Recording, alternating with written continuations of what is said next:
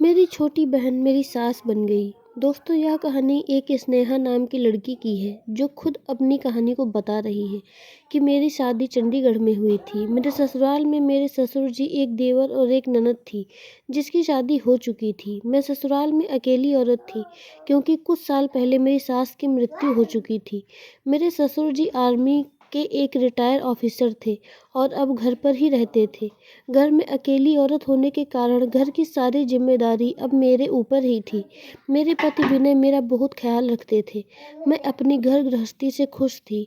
मेरे ससुर जी के बड़े भाई मतलब मेरे ताया ससुर जी का बेटा और बहू दोनों विदेश में रहते थे, तो ताया जी अकेले थे, इसीलिए हमारे साथ ही रहते थे।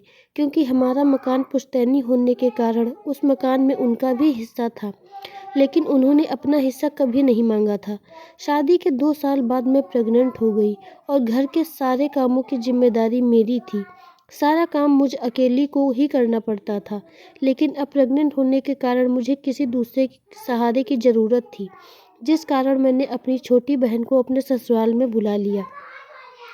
उसके आने से मुझे काफ़ी हेल्प और आराम मिला। मेरी छोटी बहन रिया सीए की पढ़ाई कर रही थी। पढ़ाई में व्यस्त होने के कारण भी रिया मेरी खातिर में मेरे पास आ गई।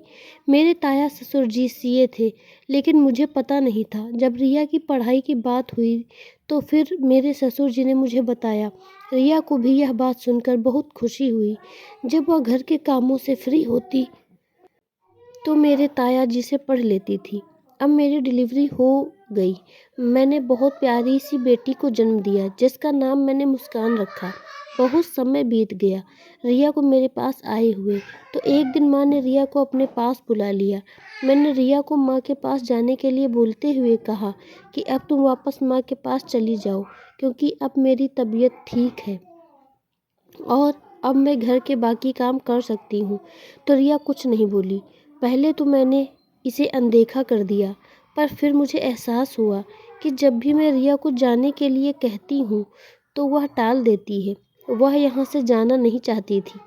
फिर कुछ दिन बाद मैंने फिर रिया से कहा कि माँ तुम्हें बुला रही है, तुम जाती क्यों नहीं? हमेशा ही टाल देती हो, कहीं यहीं रहने का इरादा तो नहीं? मैंने हंसते हुए मजाक में कहा। यह सुनते ही रिया एकदम से गुस्से में बोली कि चली जाऊंगी, अब आपका काम निकल गया तो आप मुझे भेज रही हो। रिया का ऐसा रूप मैंने पहली बार देख रही थी। मुझे कुछ कुछ समझ में आ रहा था।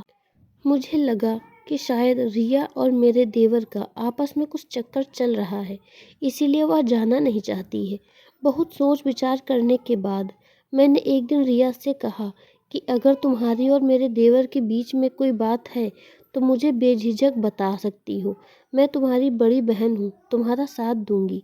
यह सुनकर वह एकदम से गाली गलौज पर उतर आई और बोली, दीदी अपना दिमाग जरा कम चलाया करो, और अगर आप चाहती हो कि मैं यहाँ से चली जाऊँ तो ऐसा कभी नहीं हो सकता।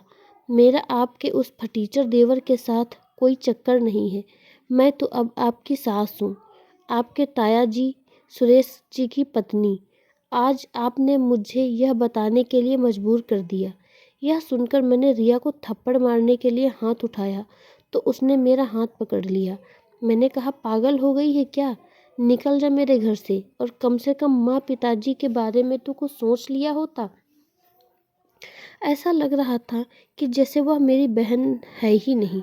वह मुझ पर इस तरह से गुस्सा और गाली गलौज कर रही थी जैसे सचमुच में ही वह मेरी सास है। शोर की आवाज़ सुनकर सब इकट्ठे हो गए। मुझे इस बात का विश्वास ही नहीं हो रहा था, तो मैंने अपने ताया जी से पूछा कि जो यह बोल रही है क्या वह सच है?